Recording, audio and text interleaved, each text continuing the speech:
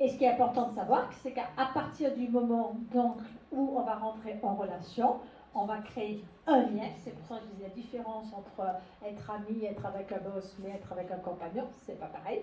Parce que dans la relation sexuelle, il va se créer un lien qui va créer ce qu'on appelle la trame relationnelle. C'est deux énergies qui se rencontrent, l'énergie de l'homme et de la femme, soit dans leur polarité, dans leur système yin, soit dans leur système yang, qui va créer une troisième énergie, puisque toute énergie est vibratoire. Et cette troisième énergie, je l'appelle une trame relationnelle, et je l'assimile, je lui donne le nom de troisième personne. Parce que c'est comme si c'était une énergie indépendante de celle de l'homme et de la femme. C'est la fusion de deux systèmes, énergétiques, vibratoires, émotionnels et sentimentaux. Et bien cette troisième personne, il faut en prendre soin. Il faut en prendre soin. C'est exactement la même chose qu'à la conception, c'est pour ça que ce chemin est essentiel. On a spermatozoïdes et ovules, hommes et femmes, mais qu'est-ce qu'ils font ensemble? Ils créent une troisième personne. C'est comme un enfant. Et cet enfant, il va évoluer. Il va passer par différents stades relationnels. Au début de la rencontre, tout est rose, tout est beau, tout est magnifique. Comme l'enfant qui est à disposition, qu'on prend dans les bras. Et puis l'enfant, il va évoluer, il va faire des caprices, il va dire non. Il va prendre la fuite, il va s'opposer à papa, maman. Mais dans la relation, c'est pareil. Dans la relation, on va passer par les différents stades. Et je lui dis non, je lui dis oui, je t'aime moi non plus, etc., etc.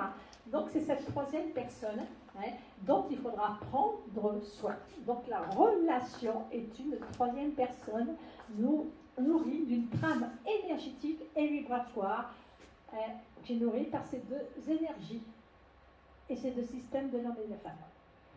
Donc, qu'est-ce que c'est cette trame? Cette troisième personne, énergétique et vibratoire, voilà, je viens de le dire, donc je le répète, c'est écrit, nourrie des deux énergies vibratoires de chacun. Et c'est loin d'être anodin. C'est vraiment loin d'être anodin. Donc, vous voyez, c'est ce que j'ai trouvé une belle photo, là, avec une belle image. Le système énergétique et vibratoire de l'homme, le système énergétique et vibratoire de la femme, et de se rendre compte, ça va créer une trame énergétique extrêmement puissante. Et si on n'est pas conscient de cette trame énergétique, de ce qui se passe dans la fusion des deux énergies dans les femmes, si on n'est pas conscient qu'on ne sait pas que ça existe, on ne peut pas en prendre soin parce qu'on ne sait pas que ça existe. J'aurai sur moi la femme, l'autre l'homme.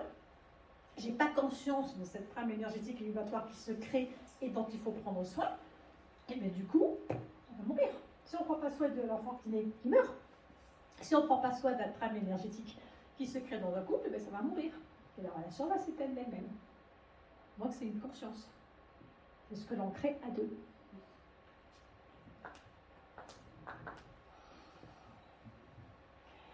Donc la trame, elle, la femme, dans sa polarité féminine, elle a sa responsabilité individuelle, parce qu'elle reste un individu sexué. Je suis Pascal dans un corps de femme et une femme individuelle. Et j'ai ma propre responsabilité par rapport à mes choix. D'accord? Donc, on a une responsabilité individuelle, et après, on a la responsabilité du nous. Du nous.